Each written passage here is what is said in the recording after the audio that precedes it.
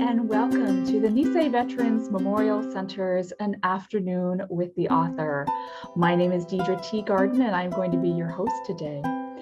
We want to thank all of you for joining us today to hear from and speak with author Marilyn Chase about her book, Everything She Touched, The Life of Ruth Asawa.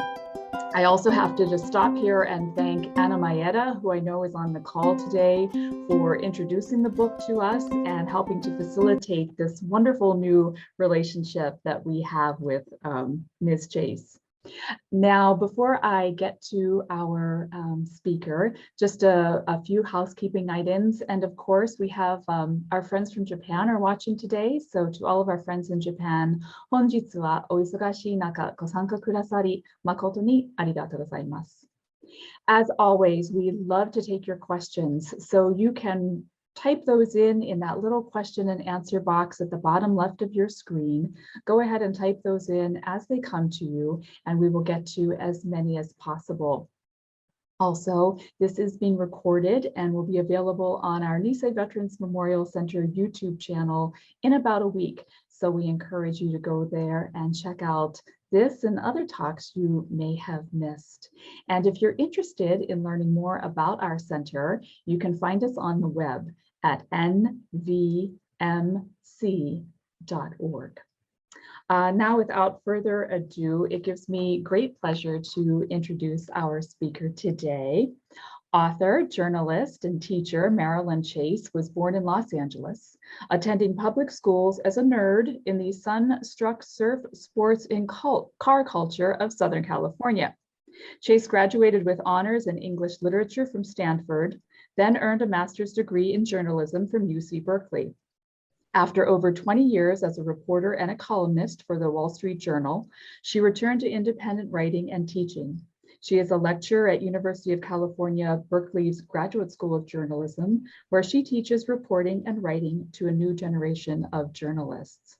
Her book that we're discussing today, Everything She Touched, The Life of Ruth Asawa, is the story of a young artist who rebounds after being imprisoned in World War II for her Japanese American roots. Rejecting victimhood, she makes a sculpture and enhances the lives of thousands of children by infusing art into the public schools. It is truly a hero's journey in arts, prevailing over ignorance and oppression to heal, to create, and to make us all heirs to a more beautiful and humane world. Marilyn is joining us from San Francisco. Let's give her a nice, warm Maui virtual welcome. Welcome, Marilyn Chase. Aloha and mahalo for inviting me to join you all today.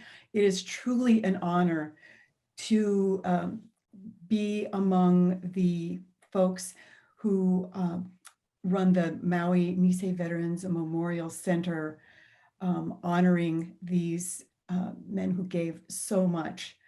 And I also would like to add to the folks in Japan joining us today, and please pardon my pronunciation, Ohayo gozaimasu.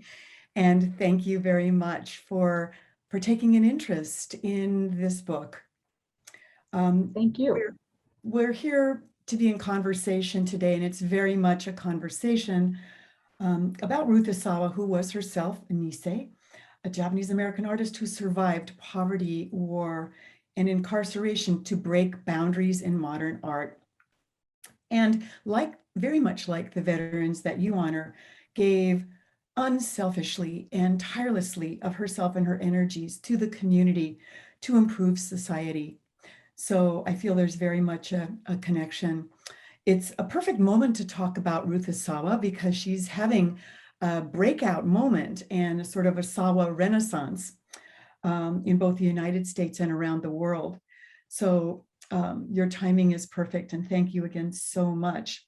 So Deirdre has asked me, indulged me really, to do a little very brief reading, perhaps just a little tease to inspire your curiosity about this amazing woman. So I'll read just a snippet from the prologue, which is entitled Auction 2013. When the auctioneer's hammer came down, the winning bid topped $1.4 million for an 11-foot long sculpture of wire mesh, so light. Its shadow and substance seemed to merge. The delicacy was deceptive, though. Years of weaving wire into gossamer globes had scarred the artist's small hands. Christie's May 2013 show, Ruth Asawa, Objects and Apparitions, was the sculptor's first solo exhibition in New York City in over 50 years. The evening auction at Rockefeller Plaza in Newark fetched 4 to 5 times the sculpture's estimated value of $250,000 to $350,000. Some people in the San Francisco gallery world had worried about putting Ruth's piece on the auction block where it could disappear into private hands and go out of public view. She belonged in galleries and museums that would display and not disperse her work, they said. But on the New York art market, it was a triumph. The record auction price for an Asawa vaulted the artist into the stratosphere. Christie's senior specialist of post-war contemporary art, Jonathan Labe, was elated and convinced Ruth's resurgence was underway.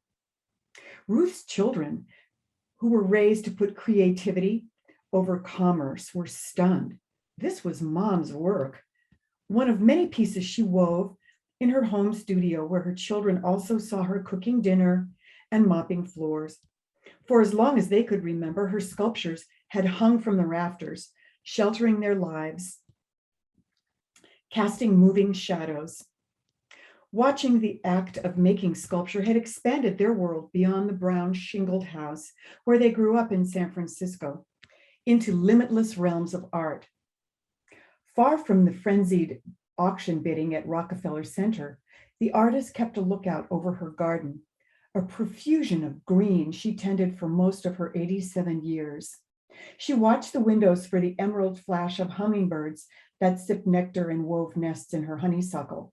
She had survived the Great Depression and World War II, slighted for her gender, and interned for her race. She had toiled in the fields, in the studio, and in the classroom, elevating work to a form of Zen practice, her hands never still. Now, arthritis had stiffened her once agile fingers, fragile from strokes. She had spoken little in the 6 years since losing her life partner, the architect Albert Lanier. Together, they had lived without a blueprint and loved across color lines. They raised 6 children and fought for the education of thousands more.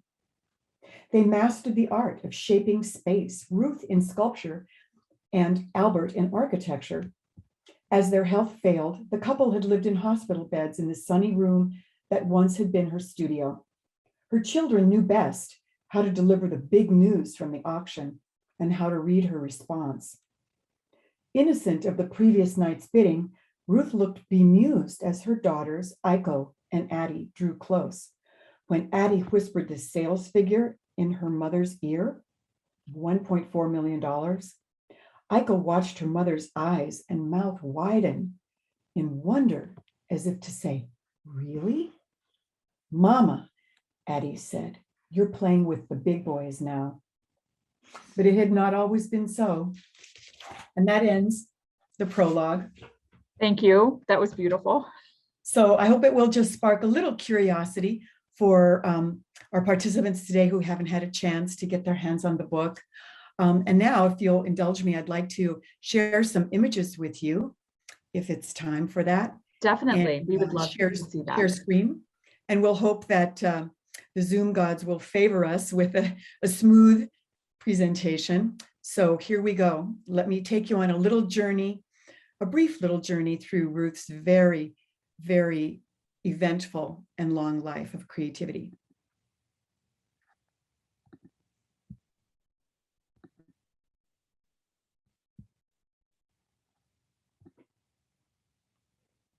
So if you can all see that. Perfect. I'll just begin by sort of filling you in on a little bit of background. And that is that I came to this project in the summer of 2014 not as an art historian or scholar of Japanese American culture, but rather as a journalist and as an author. I had been a reporter and a columnist at the Wall Street Journal before turning to teach journalism at UC Berkeley and to do independent writing. Like all reporters, I cannot resist a good story, and I cannot resist an archive. Untold stories are my passion, and especially the life story of a hero like Ruth Asawa, who overcame so many obstacles in civil rights and social justice to make her impact on art and society.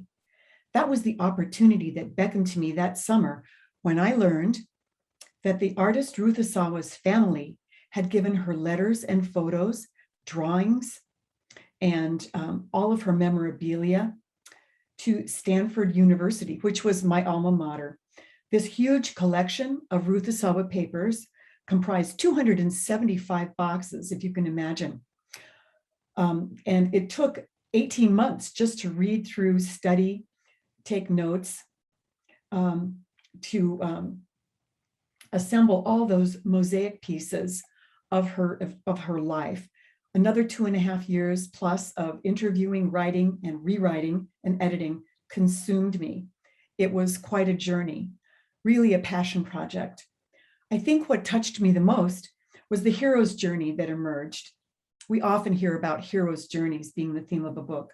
Well, here you had a farmer's daughter who transcended depression, poverty, a World War II prison camp, and as we now acknowledge freely, a racist post-war society to blossom as an artist of utter and complete originality, living by her own code of creativity, family love, and public service to the schools and society. So I took a leave from my teaching job at Berkeley to jumpstart what became a 5-year project to bring Ruth Asawa's story to new audiences. So let me introduce you to the young Ruth as I first met her in my book research. Shown here in this charming photo, as she looked at the age of 13. She was the middle child of 7, born in 1926 on a truck farm near Los Angeles, California. A child of the Great Depression, she and all her siblings had to pitch in, helping plant and harvest crops. The family was so poor that to build the family's farmhouse, her father even recycled old used nails, straightening them out for reuse. In school, the young Ruth loved to draw, paint, and cartoon, but at home, of necessity, she had to focus all her energy on planting the onions and looping the string beans on a trellis. But even while she was working in the fields, she expressed her creative drive by tracing figure-8 designs with her toes in the dirt while riding on the back of her father's farm wagon. She would even unwind the wire tags from vegetable crates and braided them into fanciful designs for rings and bracelets. All these skills, looping the string beans, tracing the figure-8 designs with her toes, and inventing designs from cast-off wire, all of these skills would inform her later art. But as you all know, the US was drawn into World War II, and that changed life, not only for the young Ruth Asawa, but for 120,000 people in the Japanese American community along the West Coast of the United States. When President Franklin Delano Roosevelt signed Executive Order 9066, that act authorized roundups of first community leaders, religious leaders, teachers, business leaders, and then entire families. In February 1942, a pair of FBI agents, if you can imagine, drove to the Asawa's farm and arrested Mr. Asawa as he tended his strawberry crop. They gave him just enough time to eat lunch while his daughters ironed his good black suit, and then off they went, whisking him away to an interrogation site and later to a detention camp for so-called enemy aliens in Lordsburg, New Mexico. In April, Ruth, her mother, and siblings were ordered to report to an assembly center at the Santa Anita racetrack, taking only what they could carry. There they were numbered and assigned to a mess hall, outdoor wash tubs, and sleeping quarters in a horse stall, if you can believe it.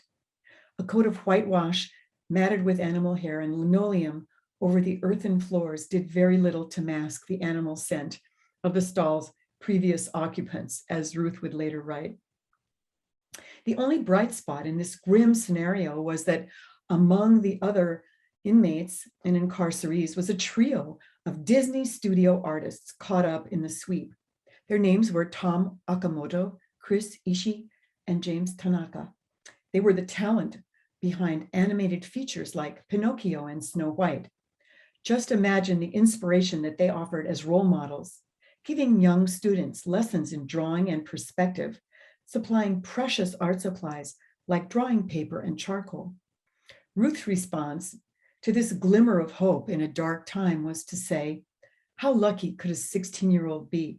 That gives you a little idea of how she was always inclined to look on the bright side.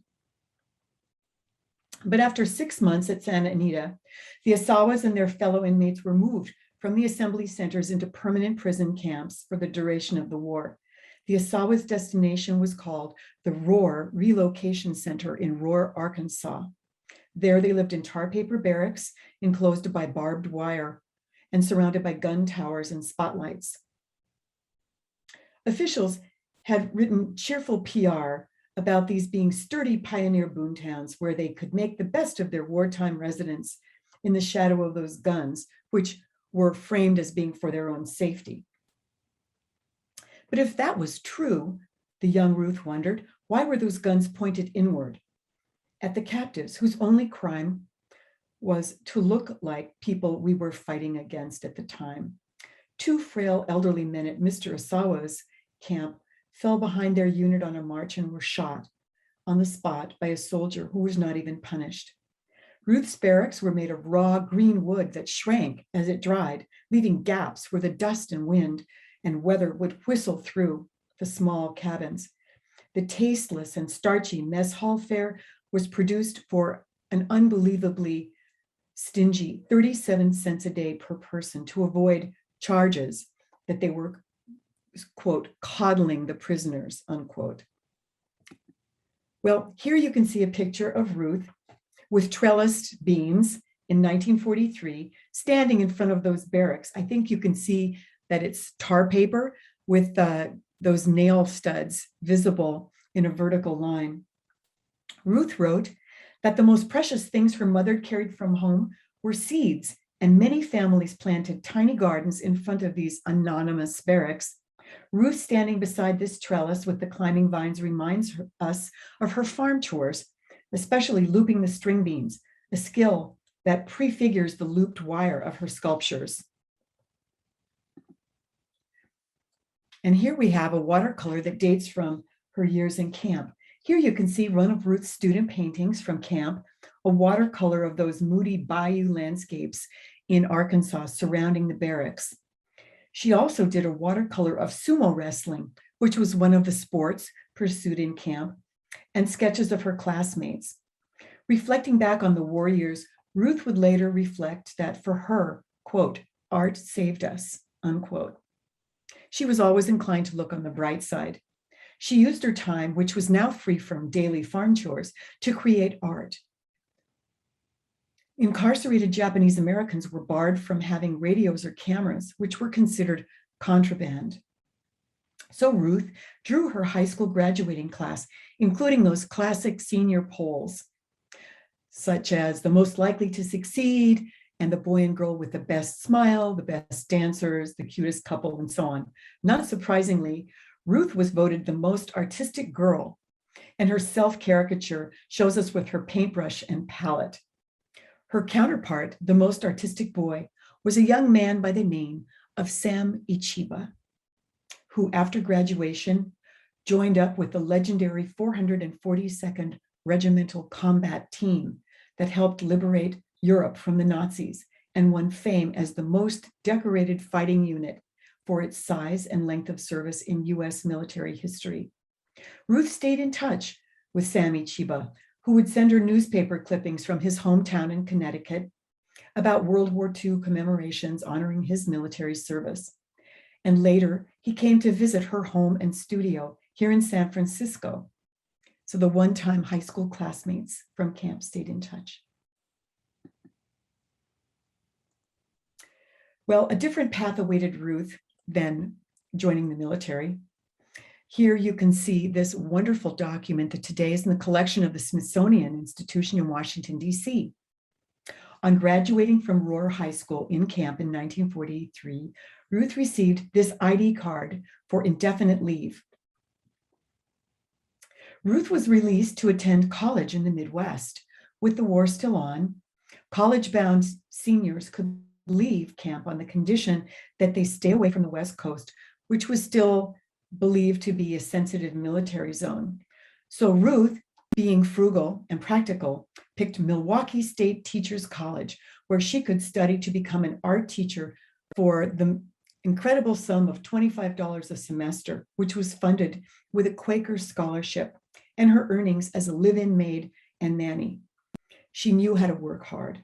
It seemed like a bargain in Milwaukee, but it wasn't, because after 3 years of college work, she was barred from the 4th year of student teaching required for the credential, because after 3 years, the public schools in Wisconsin refused to have a Japanese American student teacher. Tragically, in the end, she was denied her degree and her credential, effectively released without a pathway to professional life.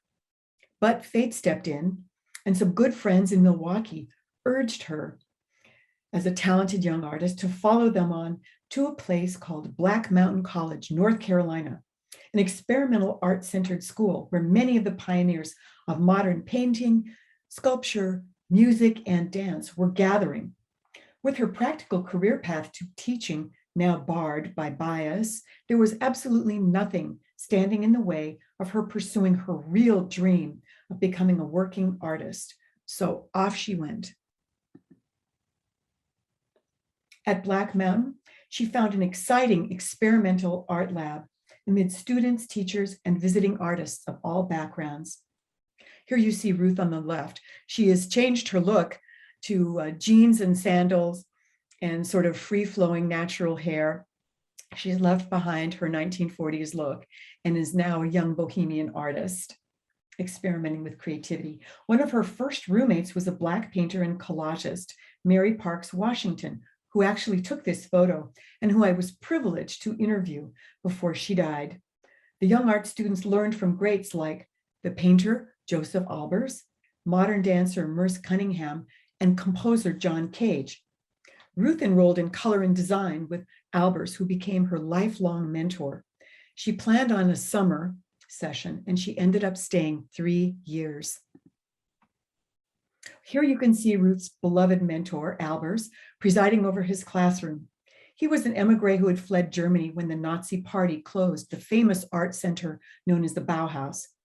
Albers urged his classmates to abandon the pretensions of the cult of the great artist and instead to simply, quote, open their eyes and see, unquote, and to approach their materials and their craft with humility. He also invoked Zen principles such as yin and yang, which struck a chord with Ruth. You can see the symbol above his arm on the blackboard here as the students studiously take their notes. So this all struck a chord with Ruth, and they bonded over these principles of humility, reverence for craft, and yin and yang. But Albers was a very stern and strict taskmaster, and not everyone thrived under his rule. The abstract impressionist, who was Ruth's classmate, Robert Rauschenberg, found him too rigid to bear. But Albers refused to even meet with Ruth until she cleaned up her studio. But she complied, and after that, they bonded over painting, color studies, and their mutual reverence for craft. Ruth also bonded with Albers because she had grown up with a very strict sensei who taught her calligraphy and Japanese studies. So they really hit it off and had great chemistry. Well, here in this wonderful photo, you can see another of Ruth's beloved Black Mountain mentors, Buckminster Fuller, the futurist, engineer, and creator of the geodesic dome. Ruth loved Fuller's sculptural geometries and his philosophy of living with less on spaceship Earth. She would later bring Mr. Fuller to San Francisco classrooms to share his ideas with young students. Here is a watercolor from Ruth Asawa's Black Mountain days, where you can see both the influence of Albert's vibrant color studies and abstract forms suggesting dancers' bodies. If you look closely, you may be able to make out a little figure on the lower left, a dancer with her arms raised. Another of Ruth's beautiful watercolors from Black Mountain is this study of leaves, showing the influence again of Albert's color theory and the beautiful transparency of watercolor washes that she loved. They were so low on supplies at Black Mountain that they would many times collect leaves for study and collages. Every student had to perform many chores on the college campus, from planting gardens to hauling trash to sweeping the dining hall. Ruth even impressed her classmates because she knew how to drive a tractor. Ruth also churned butter and made buttermilk and gave haircuts to students and faculty on a sliding scale from free to 10 cents. I love this poetic portrait of Ruth in the snow taken by her classmate. One of the joys of art school was being close to nature near the Blue Ridge Mountains. Students often went on hikes with their professors and classmates for fun and for inspiration. These trails wound through a very romantic floral garden known as the Garden of Eden, and it was a famous spot for romantic meetings. On one of these walks, as it happened, Ruth bumped into a new architecture student from Georgia by the name of Albert Lanier. He took one look at Ruth and declared her to be the most exotic thing he'd ever seen. He was taken not just with her beauty, but with her incredible energy in the studio and her nonstop work ethic. In addition to their chemistry, they supported each other's classwork. He helped her with her math homework, and she advised him on the design of his architectural projects. Before long, the two were known as a couple on campus. In a progressive arts community supported by their student friends, classmates, and mentors, their love outshone all the social obstacles that lay ahead. But before leaving Black Mountain, Ruth and Albert had begun dreaming of a life together and a future together, in spite of resistance from their somewhat traditionally minded families and laws at the time in the 1940s against racially mixed marriages that prevailed in many states of the United States. So they sought out blessings from their teachers, Joseph Albers and Buckminster Fuller. Ruth went to Joseph Albers and asked whether he thought she could both be an artist and have a family of 6 children, her dream family. This being 1948, Albers reportedly replied to her, "Yeah, you have babies, that is your art." But Albers later told her fiance, never let her stop doing her art. Buckminster Fuller, for his part, gave the young couple his wholehearted and enthusiastic blessing, comparing their future together to that of an oyster creating a pearl from a grain of sand. Fuller also designed Ruth's wedding ring from a river stone with silver bands shaped like interlocking A's in Asawa, as you see here. Well, Ruth Asawa and Albert Lanier had to spend a year apart while Ruth finished art school, and Albert went on ahead to the West Coast to San Francisco to launch his architecture practice. During this time, the two corresponded, pouring all their devotion, all their doubts and determination into a series of the most exquisite love letters. One of the joys of my project was getting to read and quote from the correspondence between these two young artists who were just unusually poetic and eloquent and passionate writers. For this reason alone, I hope you'll get a chance to read my book, to hear their voices as they work out their life plan to transcend all the challenges of mid-century America and fulfill their artistic visions and their amazing love story. Albert had heard a story that young artists could live cheaply in San Francisco, getting a 3-course dinner, including red wine, for 75 cents.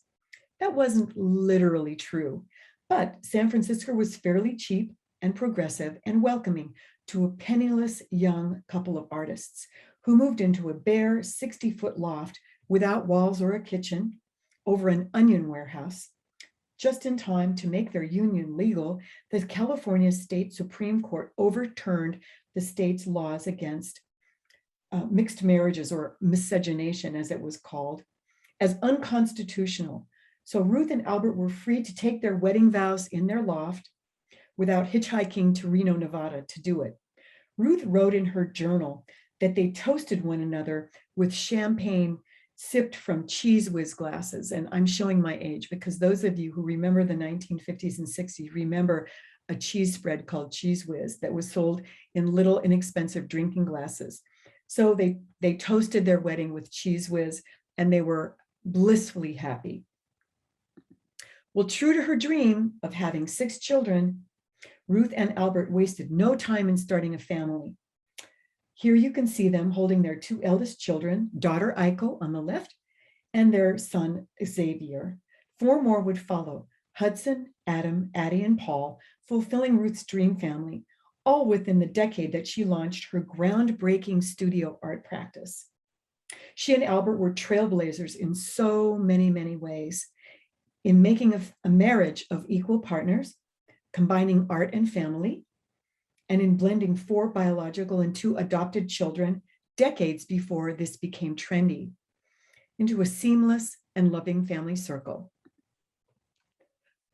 By the early 1950s, Ruth was breaking boundaries of conventional sculpture with her signature looped wire hangings.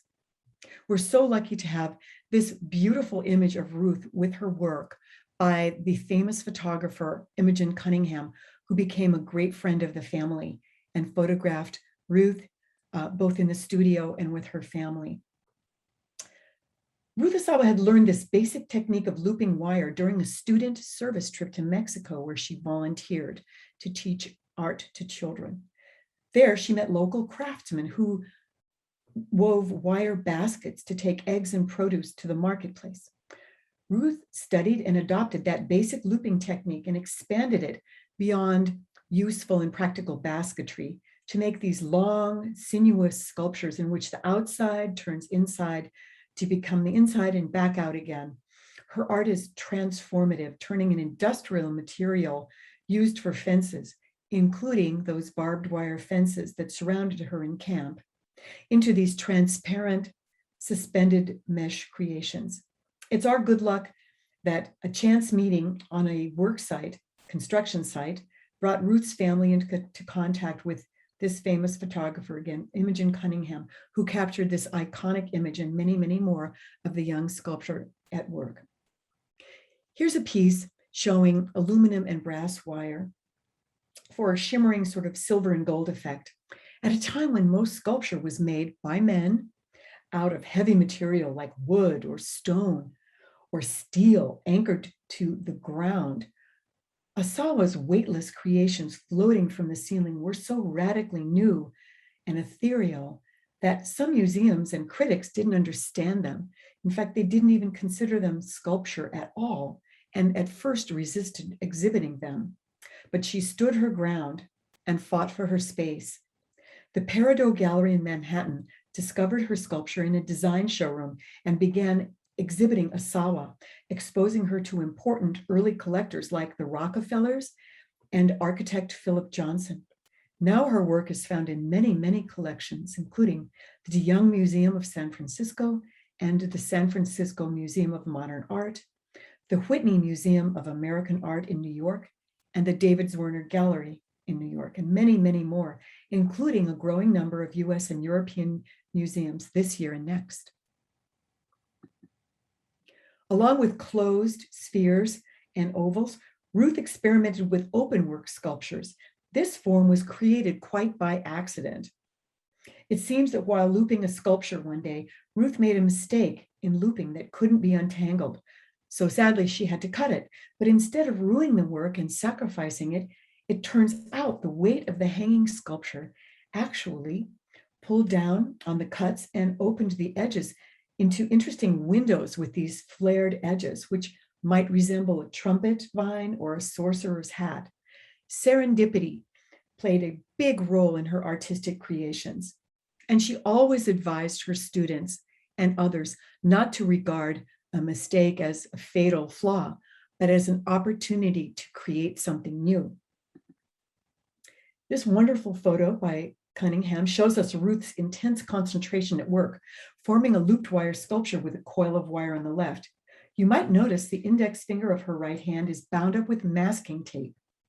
This was meant to protect her fingers from being cut while sculpting. Those sculptures may look delicate and airy, but the material is actually very sharp and abrasive. Here's another looped wire sculpture that's beautifully lighted to show the shadow play of the pieces. Sometimes the shadows best illuminate the intricacy of those layers and the forms within forms, revealing inner contours that curve in and out. As Joseph Albers said, sort of like a Mobius strip. This portrait of Ruth at work on her back shows us the huge scale of some of these pieces. The longest of her looped wire sculptures actually stretches to 21 feet long. If you look closely, you can see the wedding ring by Buckminster Fuller on her left hand. This is a wonderful portrait, and it's many people's favorite of Ruth Asawa at work amid her growing family. Unlike many of her female contemporaries on the modern art scene, who had explicitly made the decision to sacrifice personal family life with children for their art, Ruth Asawa intentionally chose to make her studio at home, so there would be no walls between art and life or work and family. In fact, she wanted her children to see her sculpting, and imagine, she even declined a design firm offered to hire her a nanny and housekeeper so that she could devote all her time to turning out more sculptures. I wonder how many of us would have the discipline to refuse an offer like that. But she wanted all aspects of her life integrated into an organic whole, and that involved her family. I have to say that admitting my limited vision, when I first saw this portrait, I thought that Ruth was slumped over in exhaustion from all those children and all that work. But in fact, if you look more closely, you can see she's weaving and looping a wire sculpture between her knees.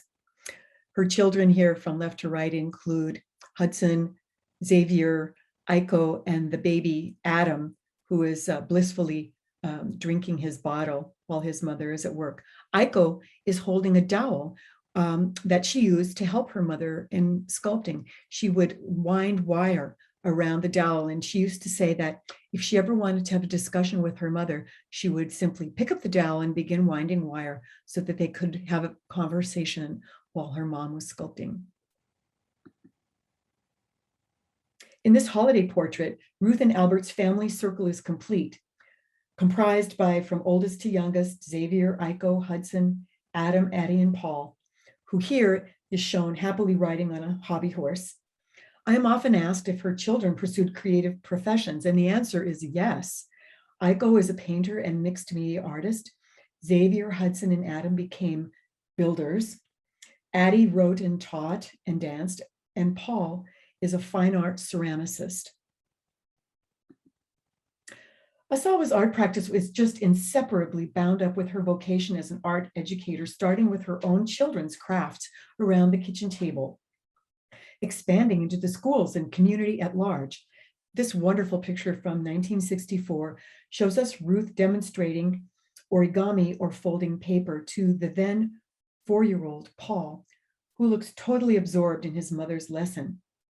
Origami went on to inspire new sculptural forms in her studio, and she delighted in teaching it to students big and small. Here you can see a photo of Ruth in an installation shot, seated amid her hanging wire sculptures at the San Francisco Museum of Art, now known as the SF MoMA. Asawa continued to make looped wire sculptures well into the late 1990s, but she kept on evolving new forms, as we see next. Ruth was eager to embrace new design challenges.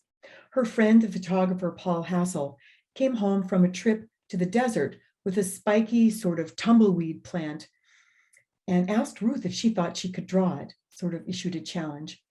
But the structure of radiating branches was so dense and complicated that Ruth decided to sculpt it instead. This experiment led to her tied wire sculptures.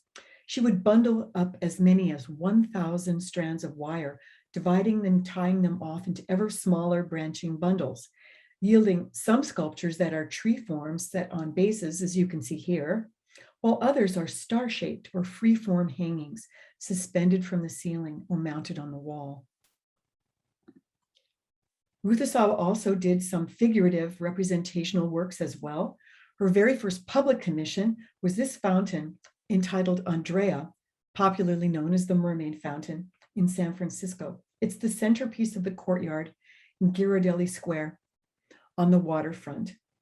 Its debut ignited a huge controversy after the center's main architect, Lawrence Halprin, denounced this piece as kitsch and Disney-esque. Asawa really hated the publicity that this artistic debate generated, but if anything, the architect's critical mermaid manifesto, as he called it, only made this fountain more popular and a huge success with the public. With City Hall, and even gained her the title of San Francisco's beloved fountain lady. In the wake of the flap, Mayor Joseph Alioto named her to the City Arts Commission, ensuring an even greater public role for Ruth Asawa and the platform for her ideas. This year of 1968 also brought another big milestone. Asawa began noticing her own children coming home from school with ditto sheets to color in the lines as art. You know, the usual Thanksgiving turkeys and Easter bunnies and things like that.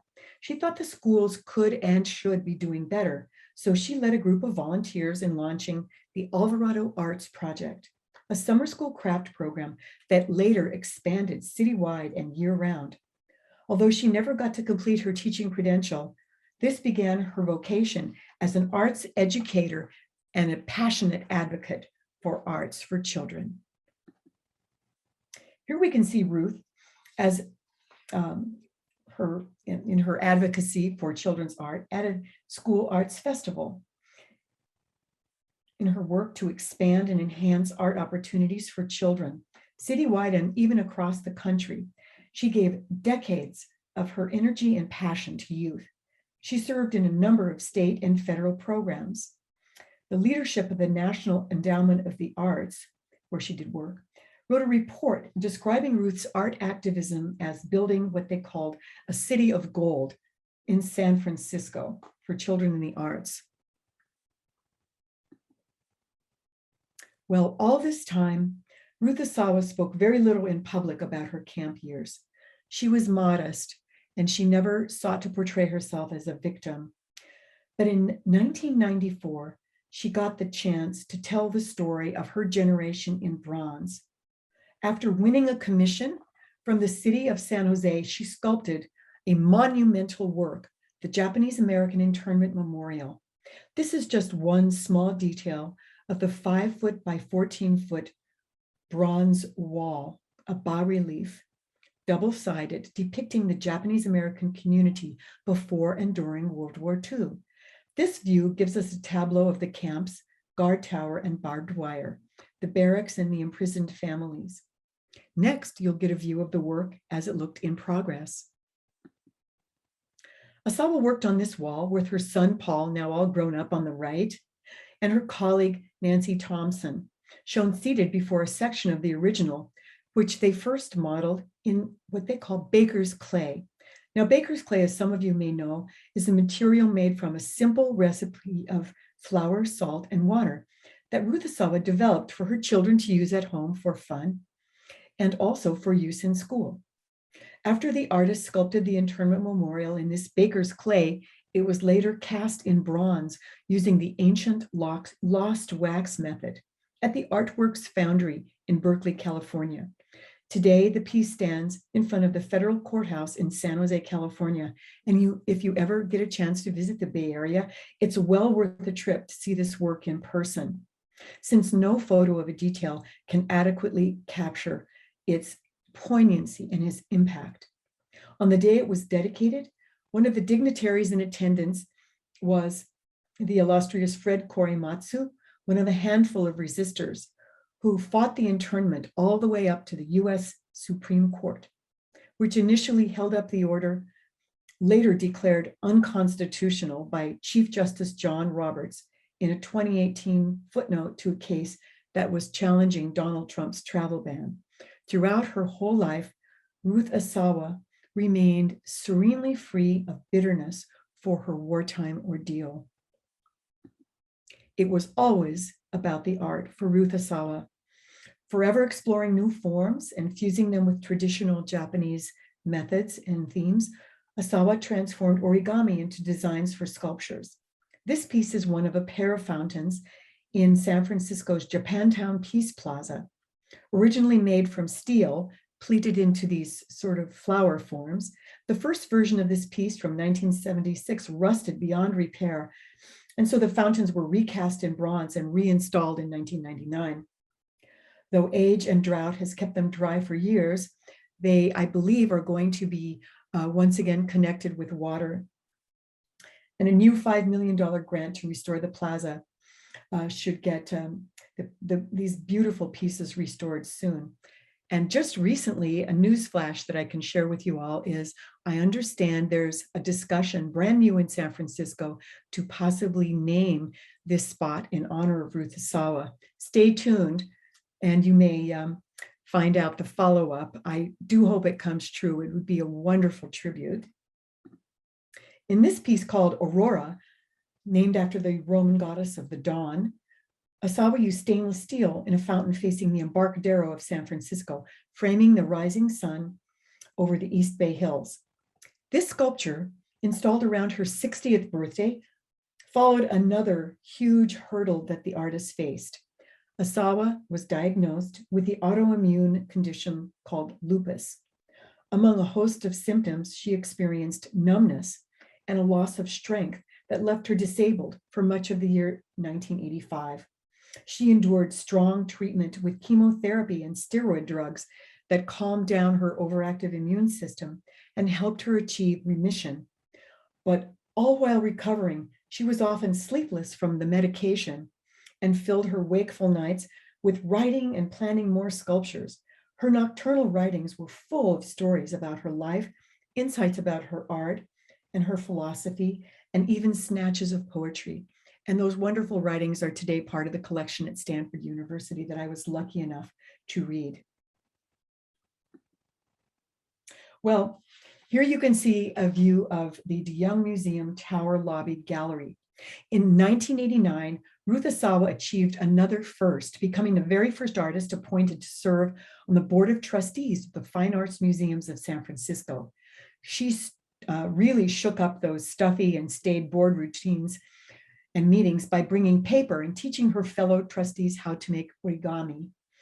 After an earthquake damaged the old DeYoung Museum building, she plunged into the city's plans to build a new DeYoung in Golden Gate Park, campaigning to keep it accessible to disabled people and helping raise funds, and work with the architects and the then director Harry S. Parker III to carve out a central role for education in the new museum's striking new tower.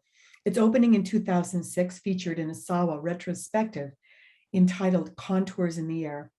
If you visit ruthasawa.com, you can see some glorious installation photos taken by her son, Lawrence Cuneo.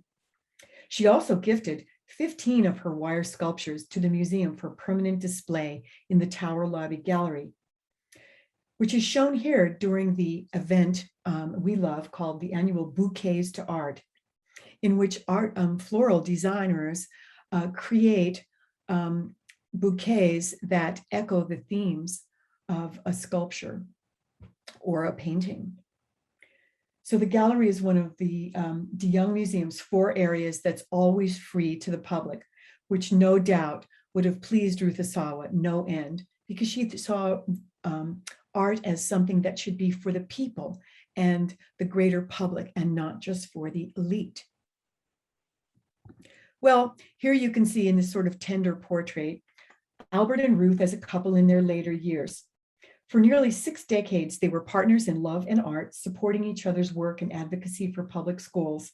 They launched what is now known as the Ruth Asawa San Francisco School of the Arts. They fought bureaucracy to expand opportunity for kids to express their creativity, and helped raise $150 million in bond funds toward renovating a new home for the school and a civic center arts hub. That dream of moving the school downtown remained their great unfinished symphony together, still waiting for an angel with matching funds and political will to get the job done. One not so secret hope of mine is that my book might spark a renewed push for it. Here they pause to rest in their garden, and it's sort of a poetic through line in their story that having met in a garden, they loved to garden together throughout their life. I'd like to round out my talk with a little story about this sculpture from 1970 that went on to make art market history. Ruth Asawa's work throughout her 87 years was so prolific and her public service so nonstop, it staggers the imagination, and her star has never dimmed in San Francisco. So it may surprise you to know she didn't always enjoy the same fame nationwide. But given the evolving art movements in New York, where collectors had embraced her in the 1950s, her work was sort of eclipsed and overshadowed by other trends in the new millennium. In my book, I get to tell a story about this very piece and how a chance phone call alerted a New York curator who recognized her as a neglected genius. That curator, Jonathan Labe, put this sculpture up for auction, as I read about in the prologue at the beginning of our discussion today. It was in 2013 where it surpassed all estimates to set a then record of $1.4 million. This bittersweet milestone came just a few months before Ruth Asawa passed away at age 87. Mr. Labe, who now represents her at David Zwirner Gallery in New York, hasn't let up and continues to drive her posthumous career trajectory by mounting Ruth Asawa exhibitions and shows all over the US and England this year. Plans call for an exhibition, Ruth Asawa, Citizen of the Universe. I believe it's already begun at Modern Art Oxford in England, although slowed down a bit by the COVID shutdown. And at the Stavanger Art Museum in Norway, coming up in 2022. Asawa's sculpture is also part of a big group show called Women in Abstraction that has been on display at the Pompidou Center in Paris and traveling on later to the Guggenheim Museum in Bilbao, Spain. On the West Coast, we have Lineage, Paul Klee and Ruth Asawa at the SF MoMA, and later this fall, Imogen Cunningham, a retrospective featuring a few Asawa pieces mingled in with the photographer's work. It's actually on now in Seattle, Washington Art Museum. For folks in New England and the Northeast, the Bush Reisinger Museum at Harvard has Asawa pieces, the Fuller Craft Museum in Brockton, Massachusetts, and in New York, the Whitney Museum and the MoMA have pieces in their collection. And those auction values, I just might mention quickly, they've continued to soar, with an Asawa wire sculpture fetching a price of $5.4 million at a Christie's auction in July 2020. Ruth Asawa's story goes on with new social media platforms. Here you see the Google Doodle that debuted in May 2019.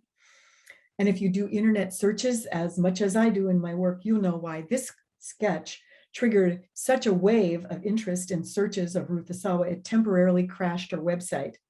And more recently, the Ruth Asawa Forever stamp.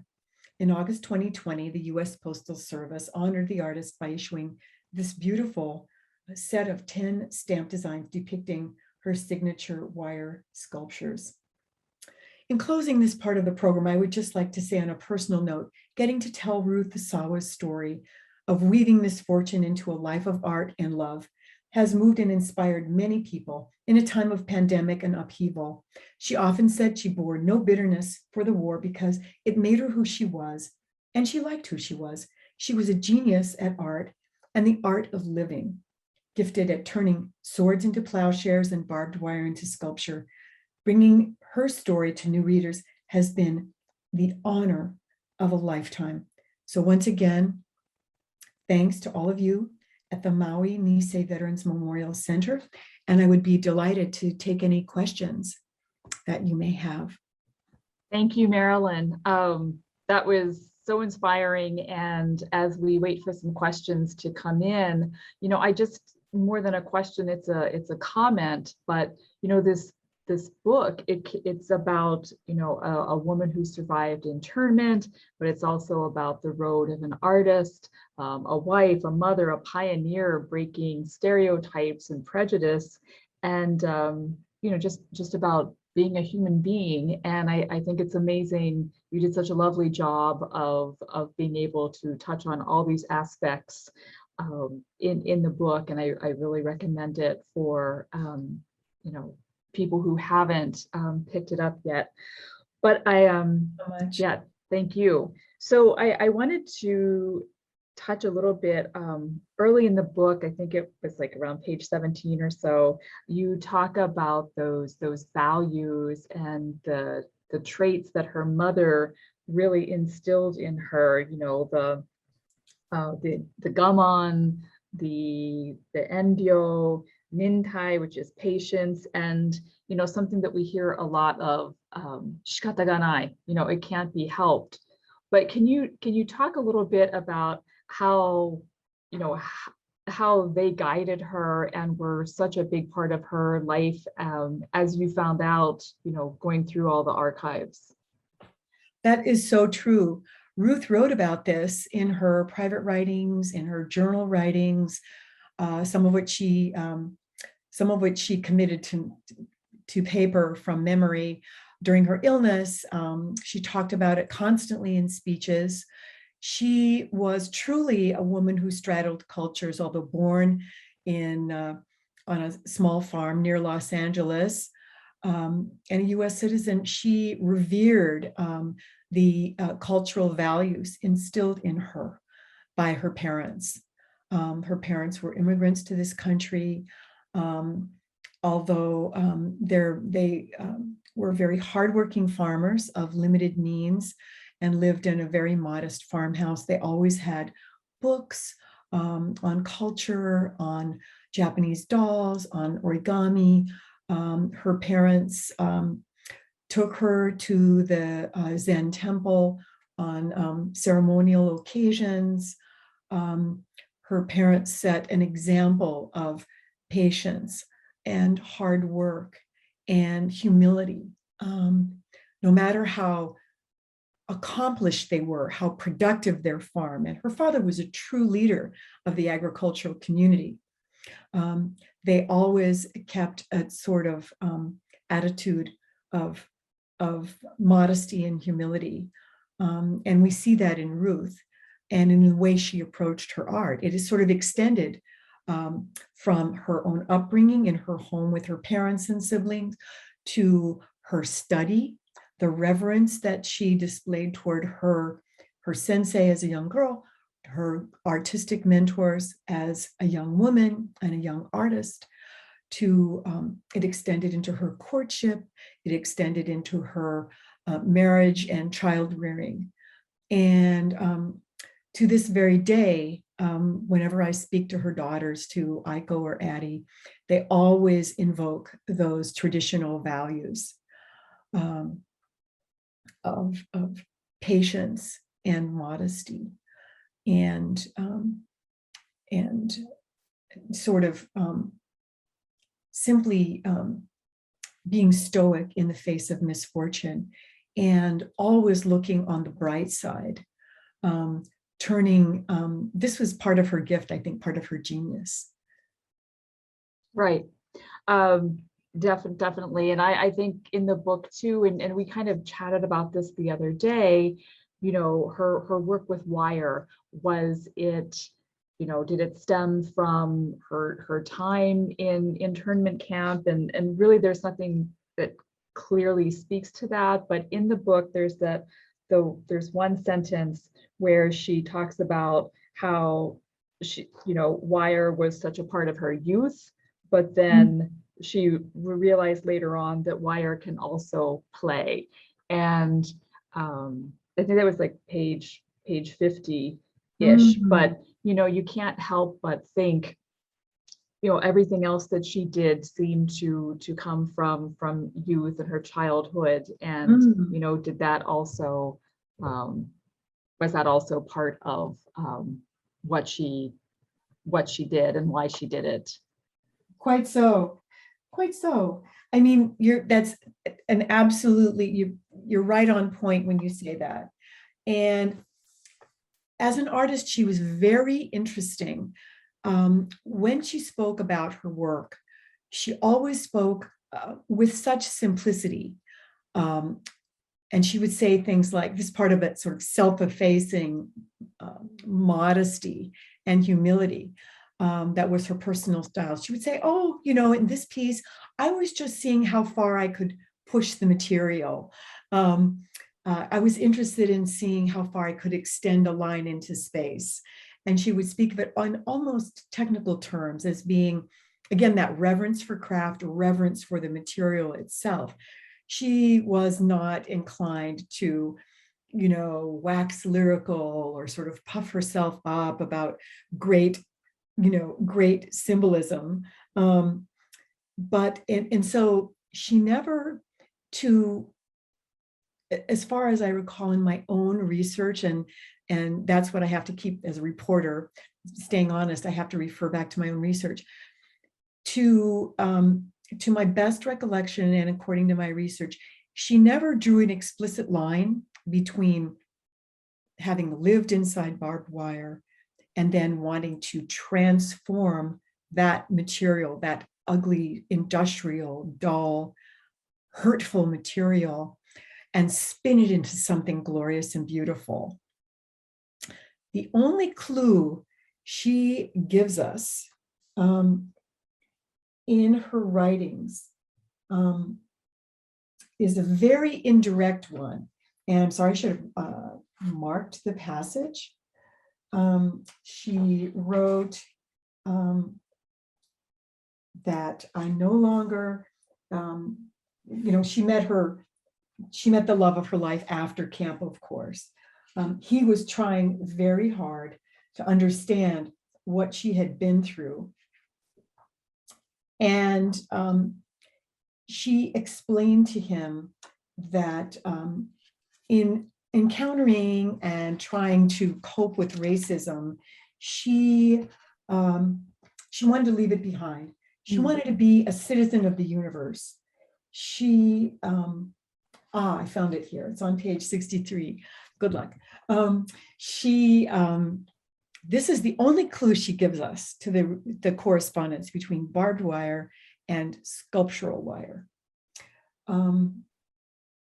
She talks about the fact that everyone's warning them if they get married, they will have to endure the lack of comprehension and the narrow-mindedness of the public.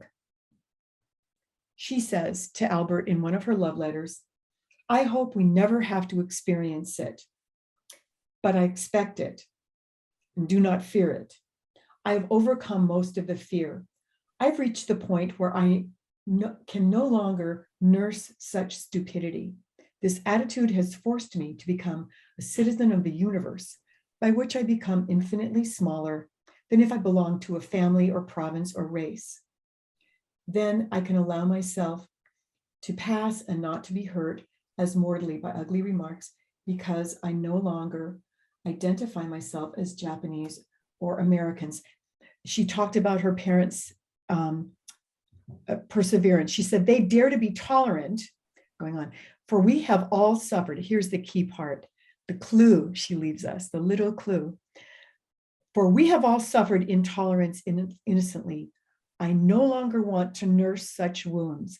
I want to wrap fingers cut by aluminum shavings and hands scratched by wire. Only these things, that is sculpture, produce tolerable pains.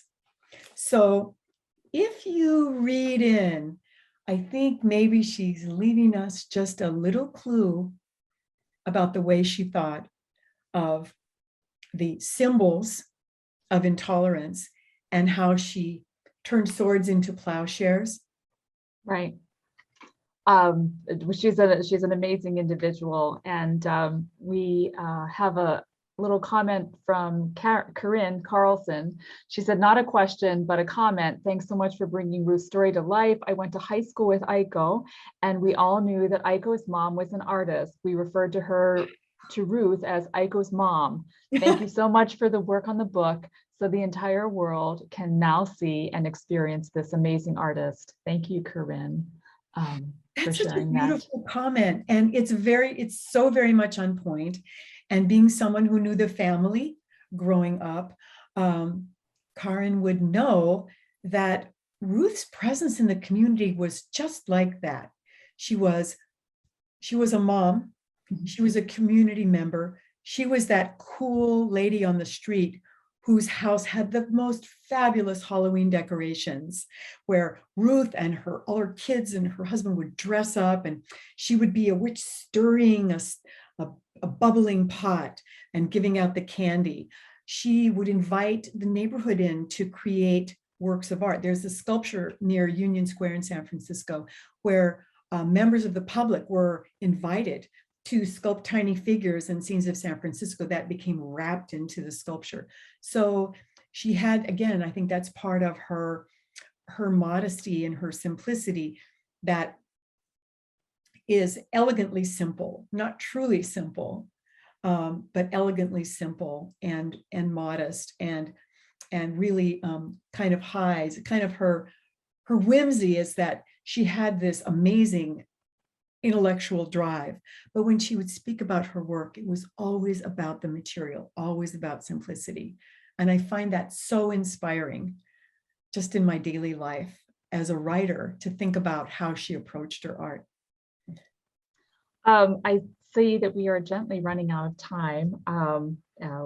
Wish we could continue talking. And I also wanted to touch on how she ended her existence, in life. And if everyone will indulge us, just that the last part of the book, if you could just share that. That was such a moving way to leave this earth.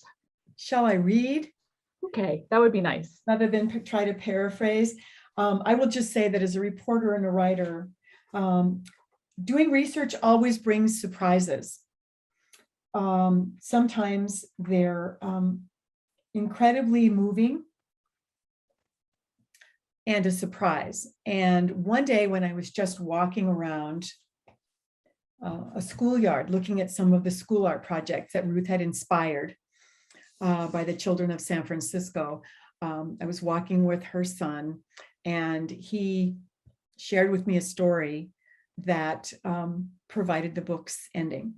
And so I will just read this little small passage. Those who go looking for a monument to Ruth will find her spirit in the shimmer of wire sculptures. In the shimmer of wire sculptures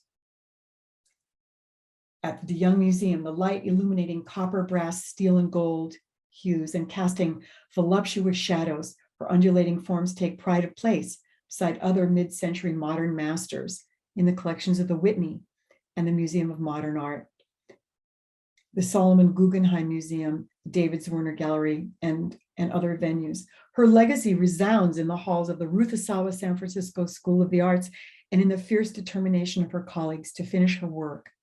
The work she began by moving the school to the heart of the city's downtown arts center. There is no public memorial marking Ruth's grave. She had other ideas.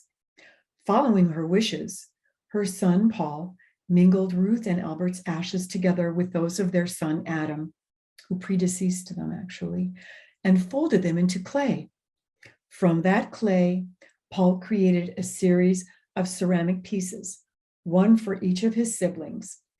Each is different. All are crafted in a simple, rustic style, respecting his mother's Japanese-American roots. True to her teacher, Joseph Albers, Ruth Asawa made sure her earthly matter was not destroyed, but rather transformed until, in the end, Ruth Asawa herself became a work of art.